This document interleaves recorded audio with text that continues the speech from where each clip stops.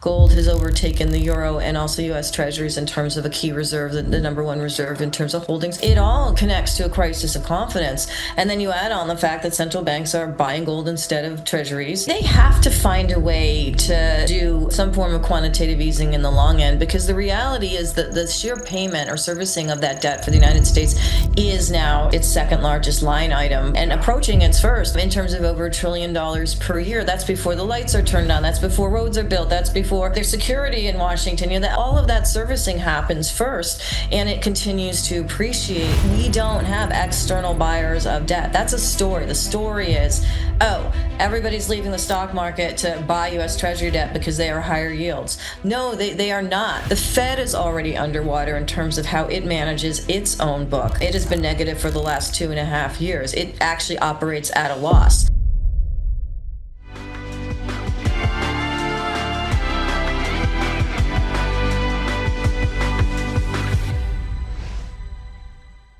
Hey everyone, this podcast is not investment advice, and I'm certainly not a financial advisor. Before investing, do your own research, talk to a licensed advisor, and remember, risk is part of the game. Today we're going to look at what may be one of the most important financial crossroads of this cycle: long-term interest rates. They are surging. Washington's debt problem is spiraling out of control as the national debt exceeded $40 trillion today. While many investors are still worried about AI valuations, and beneath it all, gold, silver, and critical metals are seeing renewed interest. So what should investors be watching through the remainder of 2026? Joining me today to make sense of it all is Nomi Prins. Nomi Prins is a former Wall Street executive, financial journalist, and best-selling author. She previously worked as managing director at Goldman Sachs and held senior positions at Bear Stearns, Lehman Brothers, and Chase Manhattan Bank.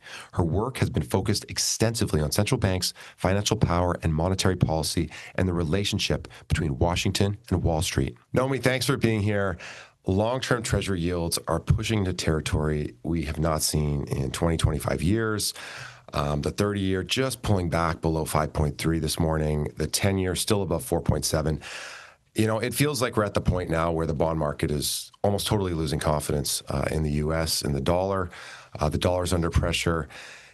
Talk to us about the bond market and the state of, this emergency right now as it stands.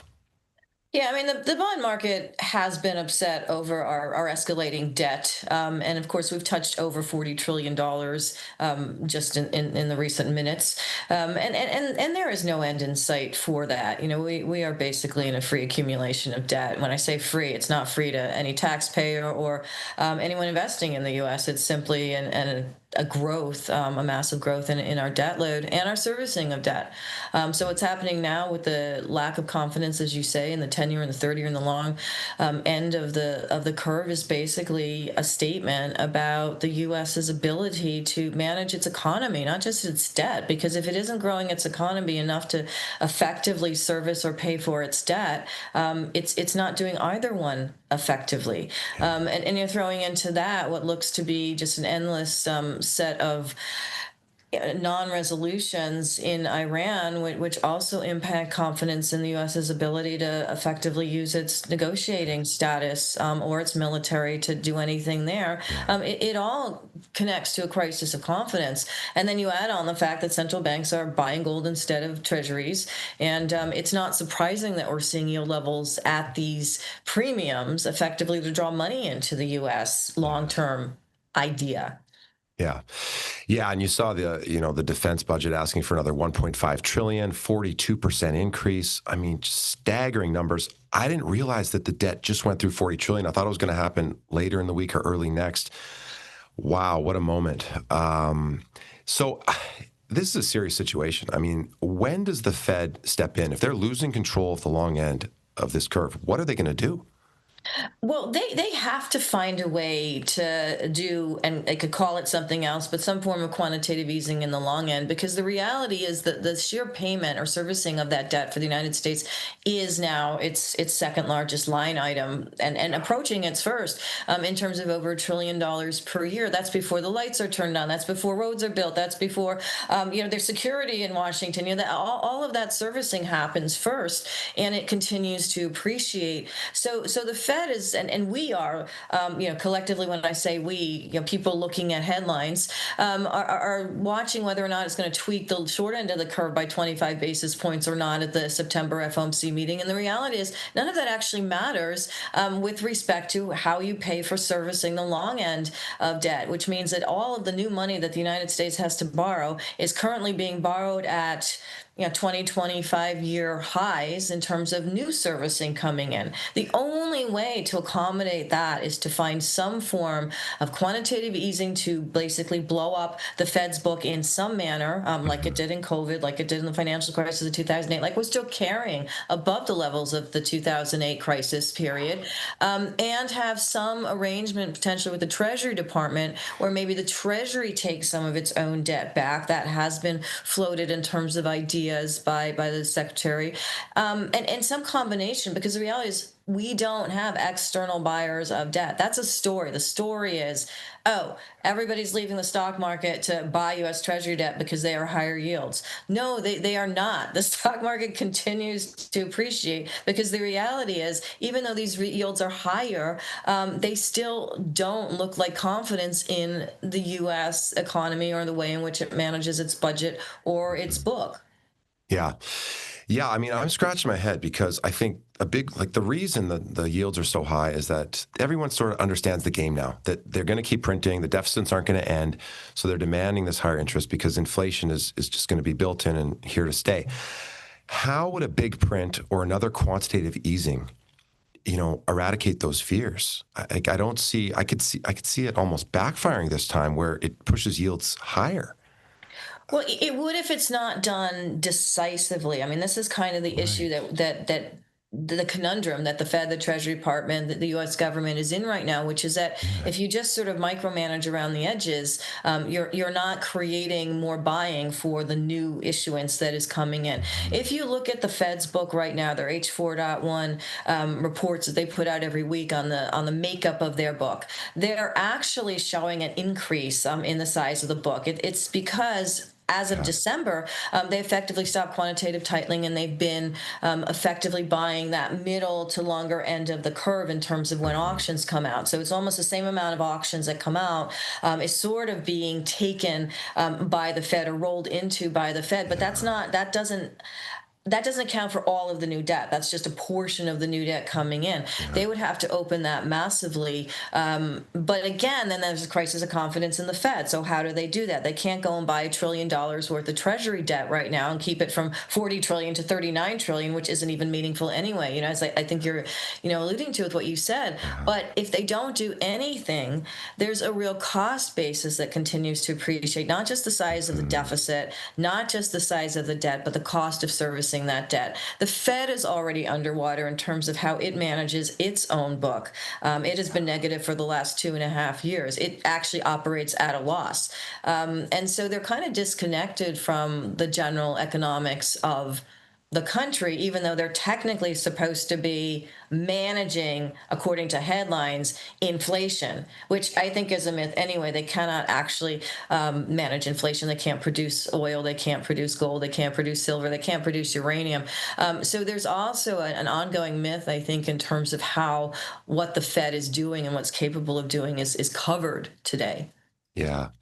Yeah. It's almost like this veil of invincibility that they've kind of been shrouded in for decades is starting to fall apart. I mean, Besant just recently, why didn't you raise rates, lower rates? And he kind of said the bond market is doing it for us, which was the way it was phrased, like there's this feeling that they are losing control, which is kind of scary. I mean, even the Conference Board, which is nonpartisan, nonprofit think tank, they came out and said 2032, Social Security Retirement Trust Fund is going to be insolvent. And it's like 5 years from now, So it's all sort of coming down the pipe. All this lends itself to, I think a huge bull market in anything the Fed can't print, anything denominated in US dollars, gold, silver, all these hard assets, Bitcoin. How do you see this? We saw the weak jobs report on, at the end of July, and all risk assets kind of surged because, the Fed's going to start cutting, QE's coming, something like that, right? So how do you see this playing out, right? If the yields stay high, but clearly the dollar is under pressure, and inflation is going to soar when that big print moment comes. Yeah, which assets do you see outperforming? Yeah, I mean, anything that the Fed can't print, that's definitely right. We've had a prediction of gold being at 6,000 this year, or closing out the turn of the year at 6,000. Now we're like 4,500. Of course, it came down because of all the concerns about oil, inflation, Iran, and the reality is, those are headline concerns, meaning that they grab attention in SEOs with AI bots in terms of how trading goes generally in the paper market. That is a companion or sort of on the side of the physical market for gold, for silver, and so forth. But central banks continue to buy gold, and gold continues to approach being in deficit for the current demand for gold. Silver is even worse. We predicted silver would hit 120 this year in the beginning of January. Of course, it did, and then it came back because of the war. Now it's in the sort of mid 60s level. But silver is at a 6-year deficit. We're talking about 820 million ounces of silver that are not available, that have effectively been demanded already to build infrastructure, to build data centers, to rebuild missiles, defense products, and so forth. So there's a physical distortion. I mean, I wrote the book Permanent Distortion before this particular incarnation, but what's happening is the paper market for silver, for gold, trades off of headlines. They trades off, oh, inflation fears, oil's going to go up, so therefore, investors need to come out of these ETFs because that's what we've been told. We've been told, inflation comes, we need to be in bonds. But the reality is that we still have a deficit. So these two things are happening at the same time. That's why when you look at the East, when you look at China, when you look at India, these countries and their individuals and their retail sector are buying physical gold, they're buying physical silver, and they are locking it up. I speak to and I go to mines around the world in silver, for example, and we haven't spoken about this, you and I, recently, but in April I was out at Aya's mine in Morocco, brilliant silver mine. We've had that recommendation in portfolio for 2 years. It's appreciated massively, even with silver going down. Why? Because their cost of operation is low relative to the current level of silver, even at 65. And they have demand for physical silver from real countries, real industries, real corporations every single day. Within 60 seconds of silver being unearthed from the raw material into their processing plants, and I was there watching it happen, Yeah. the demand goes out for their trucks to get to port to basically deliver it out to the end user. So there is a disconnect between what's coming out of the ground in neutral jurisdictions that support their mines and support their miners, and what is being shown in the ETFs in the paper market. And I believe that that distortion is just that, and it will go away. And we will see silver back at the 110, 120 levels towards the turn of this year, as well as we predicted, because the actual demand is greater than the actual supply, and that is only growing. Copper, uranium, every one of these assets we could dig into if you want, but everyone has a slightly different story. But the Yeah. overriding story is that we are at supply deficit and you can't print physical supply. Yeah, that's exactly it. How much credence do you put into the gold silver ratio? I know it's hovering around 70 right now, which is, about average for the last 20 years or so. Do you see that? Do you put a lot of credence into that? I'm going to be very unpopular on this because I know a lot of people do. And I look at a lot of factors, and mostly I look at what's coming out of the ground and where it's physically going and who's buying physical, who's locking it up, whether that's gold, whether that's silver. And I care more about those factors than I do about that particular ratio. The ratio is basically a monetary ratio. It sort of examines, well, if gold goes up, silver is more volatile, but silver will follow because as a monetary asset, which silver also has components of, Right. it has this sort of, second cousin, second Yeah. brother, or whatever relationship to gold. Yeah. And that's true. But the reality is silver also has such a greater evidence and growing evidence of physical Yeah. necessity, so that the looking at the historical ratio doesn't necessarily tell you the whole picture. It's only one measure of Yeah. why I think silver will catch up and supersede gold. Gold will always have that monetary anchor. And it's Right. very possible that the BIS in a year, 2 years from now, I know these discussions are happening, I talked to those guys, decides to open up the availability of silver for being a reserve asset like gold, right? They're not there yet, but those conversations are happening. And that happening, we had that. India, the Reserve Bank of India had silver on like during World War II in terms of, reserve asset. They made that choice. So it has Cool. some historical merit, but it's not there now. That will give silver another bounce on the monetary side. But Okay. on the physical side, it still has that, but it's still it still, again, comes across these headwinds of narratives that are embedded in general people's psychology. Yeah, it's largely an industrial metal, right? I mean, at the moment, about 2/3, right, go to industrial. So that kind of negates the historic gold silver ratio, which relied more on the monetary. Is that what you mean? That's exactly right. Yeah, It yeah, has relevance, but it doesn't tell the whole story. yeah. That makes sense. Expand on Morocco for a minute. You know, a lot of North Americans don't really, when they think of Morocco as a mining country, what are some of the advantages to mining silver in Morocco? What's interesting about Morocco is the Kingdom of Morocco. The government of Morocco is very pro mining, and they're also Hmm. pro utilizing their local population and Hmm. educating them to be involved in different parts of mining, whether that's engineering, whether that's the technological side, whether that's the physical, getting in under the mines. I was in the mines a mile and a half underground and sort of dealing with the Cool. trucks and dealing with moving raw Wow. ore and blasting it to, get to the Yeah. next section Yeah.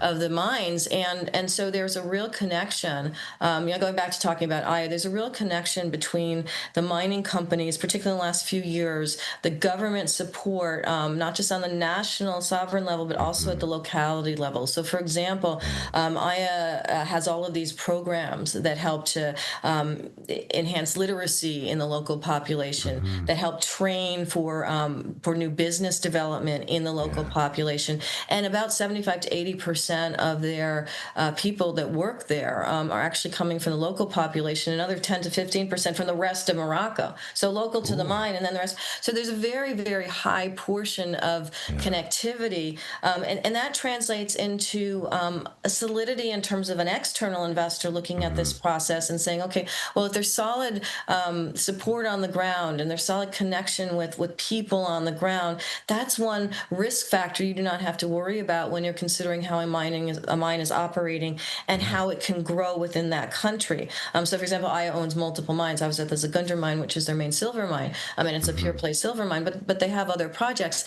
So when we look at stuff like that, Argentina is another country where they've had a lot of problems over the years, but also in the last couple of years under the Malay government, they've really opened the availability of foreign investment to actually combine with national and local investment and to protect local communities in terms of growing some of their silver, some of their copper supply, and so Yeah. forth. So we look at other jurisdictions a lot here at Print Sites to see where actual physical supply is coming from and where has the least amount of impediment, from getting out of the Hmm. ground and into the external world and Yeah. into processing and production.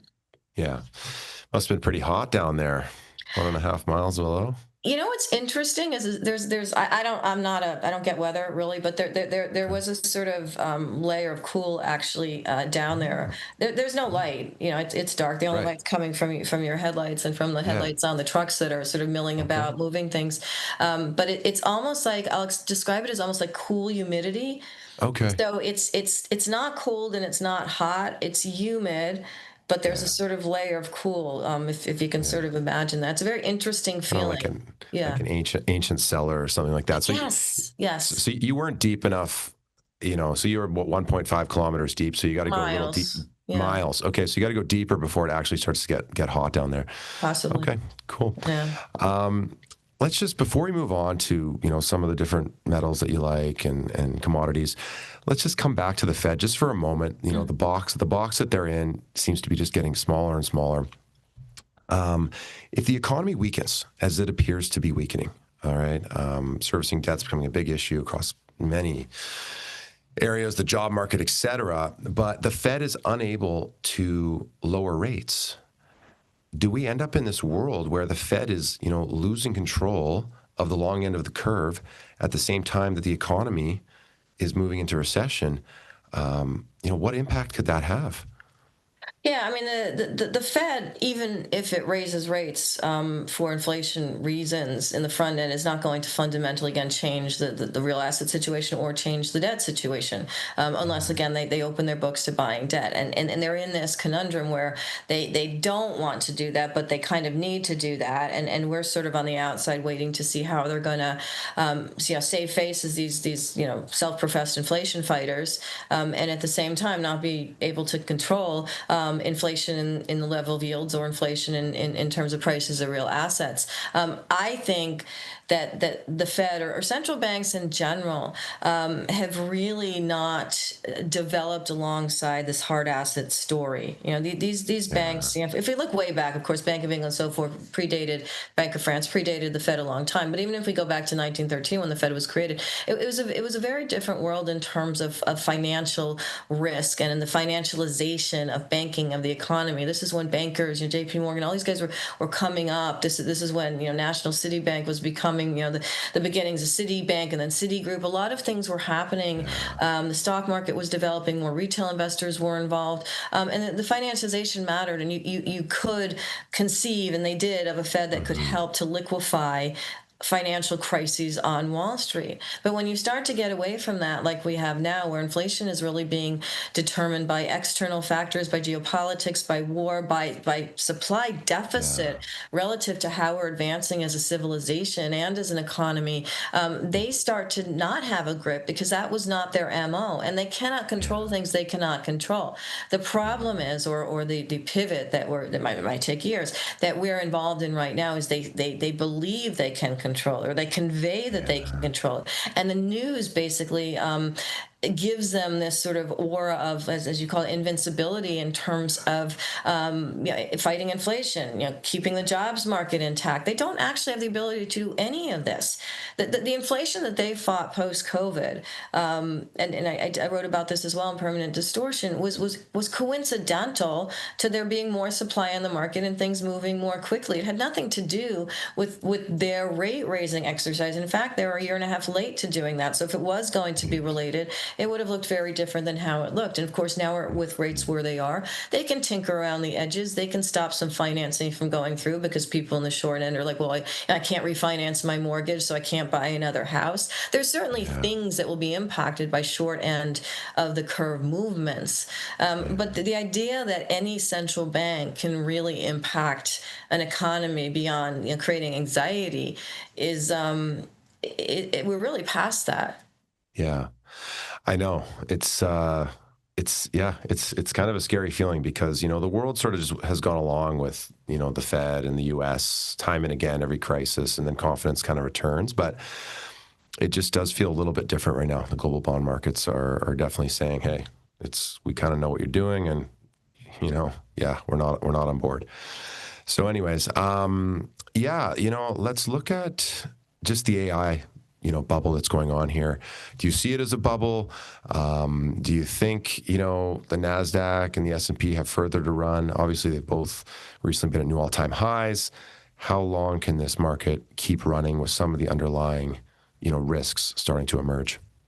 Yeah, I think AI is, it is here to stay. The amount of sheer data that is processed does continue to grow, and our uses for it grow. It isn't just about using ChatGPT or Claude. It's about anthropomorphic. It's about using a lot of processes and requiring, as a society, more and more data, and requiring the processing of that data. And that's one reason that the bigger technology companies that have the bigger floats in terms of their cash flow, the Microsofts, the Amazons, and so forth, will continue to buy land and continue to build their own data centers. And not only that, continue to invest in SMRs and nuclear energy technology in ways to basically create independencies from existing grids that are generally outdated in many places, certainly in the United States.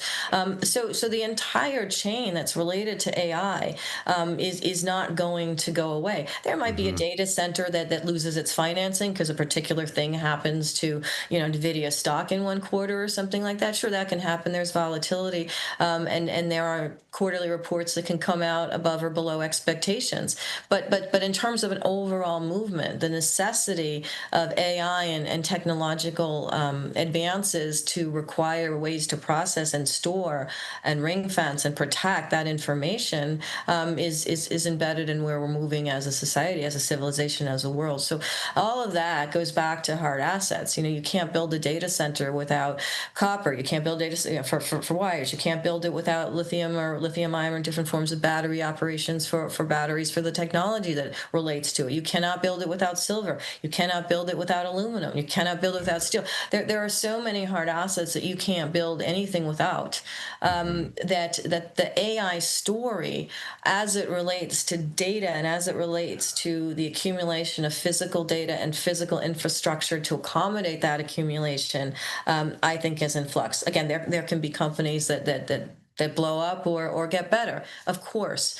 And I think it's important to be selective. I think same thing with hard assets. Not every mine is going to be fruitful, and not every team is going to be good at managing its cost to get to that point. Not every jurisdiction is going to stay stable or be stable, right? So there's I think we're in a period now, especially for investors, and the markets are continuing to rise on average. They get afraid. There's a war. We don't know. Oil comes in. Inflation goes up. There's all sorts of things that happen. But if you zoom out, the reality is that investment continues to flow into the expansion of where we're at as a race. Not to get all sort of really big picture, but that's we are using more information than we have before. We will tomorrow relative to yesterday, and we have technology that relies on that. I mean, I live in LA where the streets are just overrun with Waymos, and not only Waymos, like Waymo buses, like mini Waymo buses, as well as I was visiting my niece the other day and nephew in Marina Del Rey, just aside from me in LA,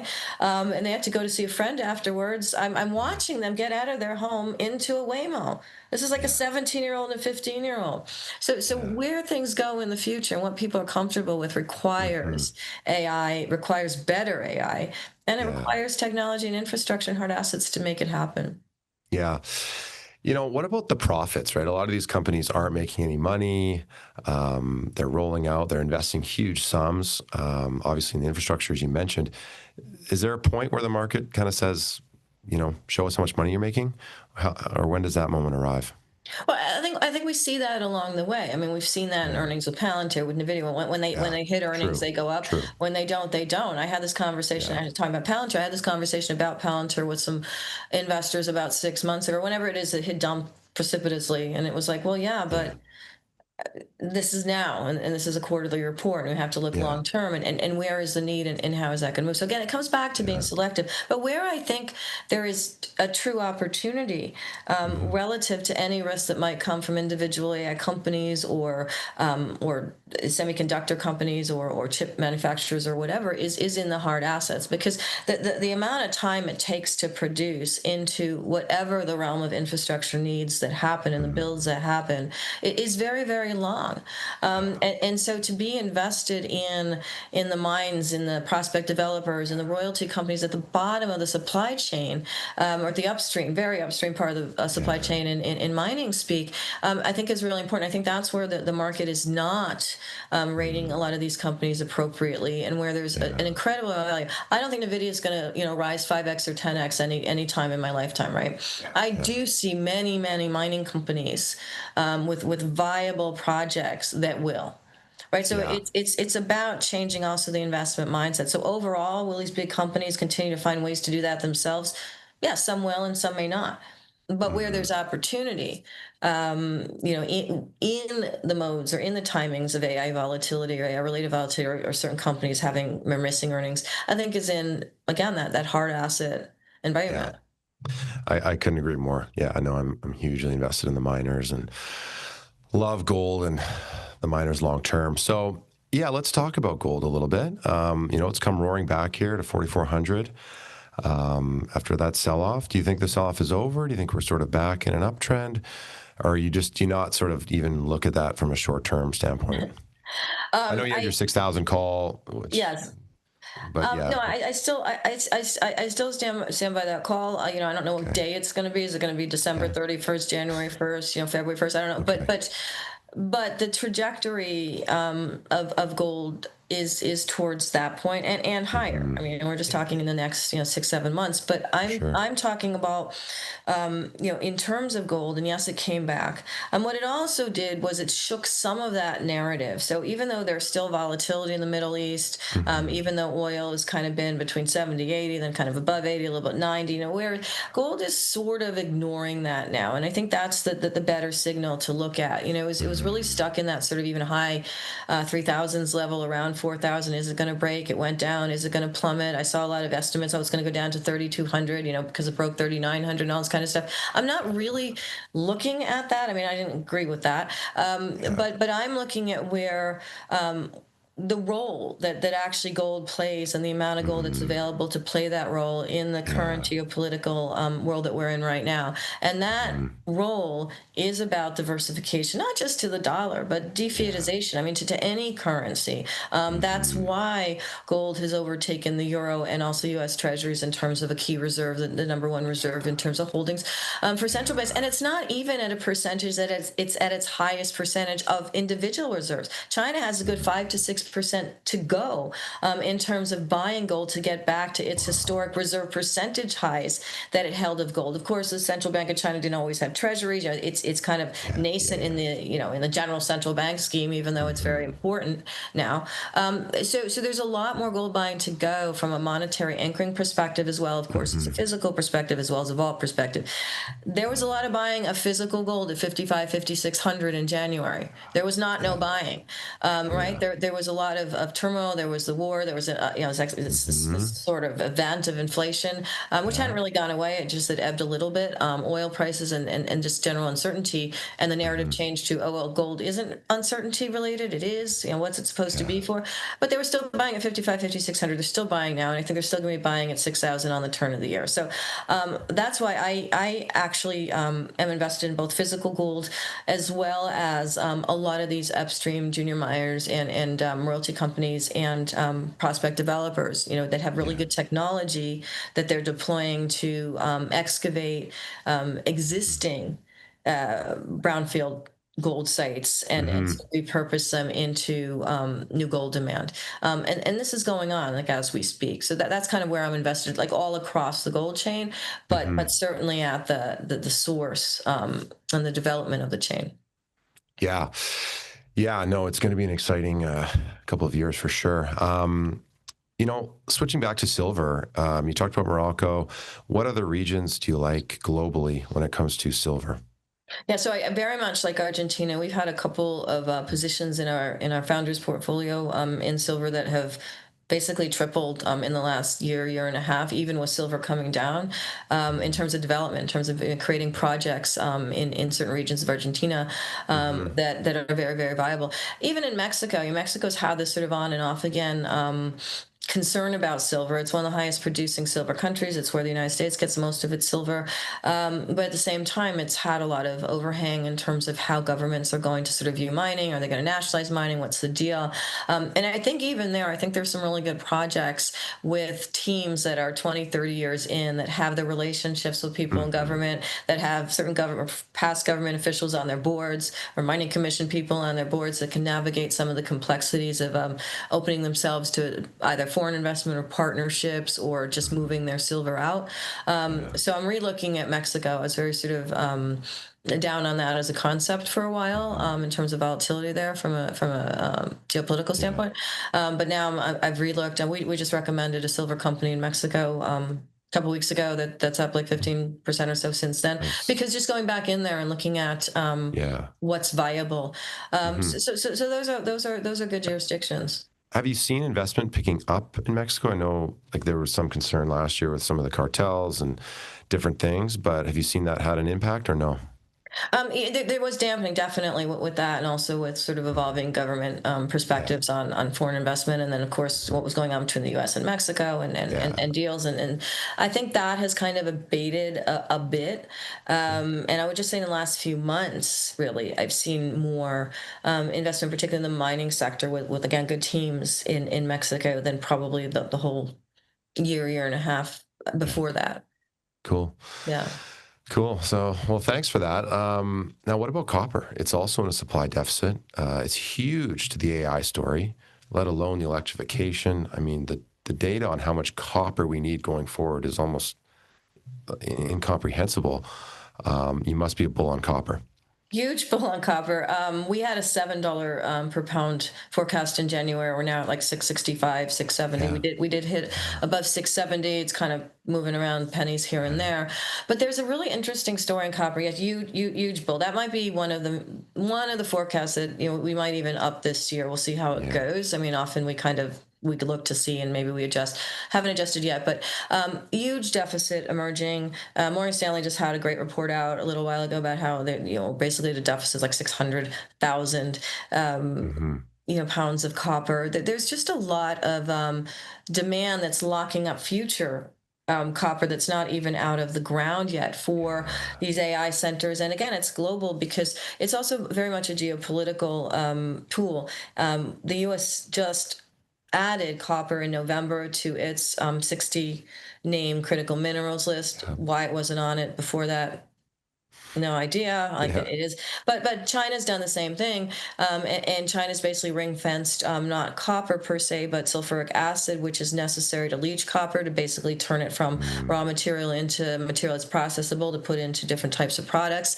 That's impacted Chilean copper because they get a lot of their sulfur from China, so they now are in a deficit in terms of the timing with which they can turn Mm. around copper downstream. So there's a lot of things that are happening where different countries are fighting for their piece of the copper supply chain globally, which is having the effect of taking either raw copper out of the equation or at least diminishing it, which makes prices go up, and also refined copper. We have 50% Yeah. tariff on certain derivatives of refined copper that was just kind of reconfirmed a few weeks ago. So Mm. there's a lot of things going on, and there's a lot of hoarding of physical copper in warehouses, LME, COMEX, and so forth to back Yeah. futures contracts. And I think that we'll ultimately see a point where there's going to just be the need for that warehouse copper to come out, and then we'll also see what happens with replenishing it. But right now, Uh, again, that's another thing. Also, Argentina has some great copper mines mhm. that are on the horizon. We just recommended last week a really cool copper developer in that same area as some of the silver development that we're Nice. looking at. And again, coming in that sort of nascent point of developing copper projects in jurisdictions where there's good experience and good connectivity with governments. But huge bill. Our portfolio for Prince Sites and my own personal one has a significant amount of copper in it. A Hmm. couple of larger companies, but as well as sort of all the way, the entire chain, really, because any piece of it can be sort of attacked at any moment by countries that own that particular piece. And we're seeing that. We Yeah. saw that with China in May. We're seeing that with the US in July. This is going to Hmm. continue to happen. Yeah. Congo is basically ring fencing its copper Yeah. and also Yeah. its cobalt. So Hmm. there's a lot of um, movement that's happening Hmm. to basically uh, decrease the availability of copper, and that's going to appreciate prices. Yeah. No, I know. And a lot of people forget, some of those huge mines, like I've been down to Antofagasta and Mm, the Atacama Desert in there. And I mean, the grade just gets a little lower, little mm, lower. yeah. They go a little deeper, but they're coming to the end. Some of the world's largest mines down in Chile are finally about to become uneconomic. So that's another factor. Cobalt, the DRC, there's all these little wars and private mercenary armies protecting, with Mhm, Rwanda. And mhm. do you see anything happening in the cobalt market? Any new big sources of cobalt coming online in the next 5 years? There's not a lot. There's different parts of Africa. There's different kind of projects that Mm. are sort of geologically being in development for Hmm. cobalt in terms of new projects coming online. Sort of looking out for those. But as you mentioned, that when countries start to protect or control their supply, Hmm. and they're already significant players for that particular commodity, it does have the impact of being very challenging for anyone Yeah. who's buying it down the chain. Hmm. And COBOL is one of those. Yeah. I know. I don't know the recent numbers, but I know China had like tens of thousands of personnel on the ground there protecting different mines, and because it's so important to their their EV industry, right? Yeah, I think they have like 15 out of 19 of the companies that operate or are involved in the Congo for COBOL are Chinese. So Yeah. they're a significant, and this has been in development over the years. These relationships. I mean, Yeah. there's just been recently a sort of requirement for these companies to basically refine more within the country. Yeah. And China's having to do that. Of course, it has the depth, it has the pockets to be able to do that, but it still means that there's a slowness of extracting, or a higher Hmm. price for extracting cobalt from the Congo out through the rest of the world, and to China and just elsewhere. Yeah. Yeah. Resource nationalism has been a theme that's just been gaining momentum all over the world. And I guess that's something, you look at closely and expect to continue. Absolutely. I'm actually due in about 6 weeks is a new book I'm writing called Commodity Wars, which basically Cool. gets into you know, teaser alert. It is Yeah. basically saying that we're at the beginning of the new phase of this. We're not ending Cool. commodity wars, or as you call resource nationalism, anytime Yeah. soon. There will be Cool. different alliances that will have to work with each other to Yeah. extract and process the Mhm. materials they need. The U.S. has taken stakes in rare earth companies. It just basically launched a $2 billion program for critical minerals and investing in different sort of mines around the world with allied nations as well as domestic Cool. processing. Yeah. It's we haven't seen that much coverage on uranium recently, but Hmm. that's Hmm. in the last couple of years been a focus of a bipartisan movement in the United States to figure out how to get to the 2028 end of the Russian ban of processed enriched uranium, and figure out new places to get it from for all of the Hmm. utilities that use it in the States. All of this stuff is going to continue. So yes, Yeah. we are. It's like what we talk about, cycles, mega cycles, etc. Yeah. The reason I think that we're at this, like, not super cycle but mega cycle in commodities, and not all of them will behave equally, and not all of them will move for the same reasons, but we are in a physical and growing deficit for the commodities we need to run our world. And we have a lot of countries engaged in different components of the value chains and supply chains that want to protect what they have, want to Hmm. create new alliances where it won't hurt them but will help them. Hmm. And those two things are colliding. So we're Hmm. just at the beginning of what we're going to see in terms of these resource wars. Yeah. Can you pre-order the book now? Not yet, but as soon as we have a link, I will let you know. I still have to hand it in. That's the whole thing of it. Okay. But yes, The editor's seen it. You got the thumbs up from the editor? she has seen 9 of the 10 chapters that I have written. Okay. Well, So let yes, us know when you get that link. We'll update it and we'll put it in the description. perfect. Um, yeah. So, you talked about the royalty companies. You talked about, the prospectors, the brownfield sites. As this mega cycle, as you call it, takes hold, where do you think the biggest opportunity is going to be for investors? Great question. We talked about copper, right? I think all and up and down that chain, there's a huge opportunity. I think uranium, there's a huge opportunity, and as countries try to both enhance their nuclear energy capacity, we just saw that a lot of stuff was taken offline in Europe. Where are they going to get? Right. And there was an infrastructure reason for that too, and a heat reason for that. But where are they going to get enriched uranium? The United States and so forth. So I Hmm. think we're going to see a lot more upside in the mining section of Okay. uranium, but also things like tungsten, things like antimony, things like Hmm. even aluminum. Aluminum appears so boring, but we've had aluminum positions where we're putting another one on a couple of weeks because the smeltering, the processing of aluminum that the United States has basically abdicated for decades, and which takes place mostly in China, and sort of on-sourcing that back Hmm. into the walls was going to make a premium for, I think, aluminum prices, as well as some of the processing plants that might be in development, and rare earths. I mean, we are in a world right now where there is a tremendous geopolitical fights going on all the time for the rare earths that are coming from the ground. The myth is that Hmm. rare earths aren't so rare, blah blah blah. But it's the extraction, the separation of what's most magnetic and what's necessary for defense, for technology, for satellites, for data processes that is at a premium right now. We've seen the prices of rare earths go from 50, 60, according to what China was trying to set to capture and keep all its market share, which it did very Yeah. successfully, to Hmm. 110, 120, 130 for some of the most complex magnetic rare earths. And so I think Hmm. there is tremendous opportunity in some of those companies as well. So you love the commodities, you love the metals. What do you not want to own over the next 3 to 5 years? That's a great question. I don't want to own and don't have, and we don't recommend, the retail sector, the Walmarts, Yeah. you know, Best Buys, just Mm, basically anything that's sort of mass produced and mhm. available in different ways, and Yeah. has to and sort of moves with retail taste. Okay. We just don't do that. We really just tend to be, infrastructure, energy assets, Okay. some technology companies, some AI companies, but Okay. limited. But yeah, most of the warehousey stuff, most of the products, Okay. in terms of apparel, those sorts of things. I feel like those are more whims, and Yeah. we just don't get involved in Yeah. it. I don't get personally involved. Yeah. Is that part of that because you see the U.S. heading into recession?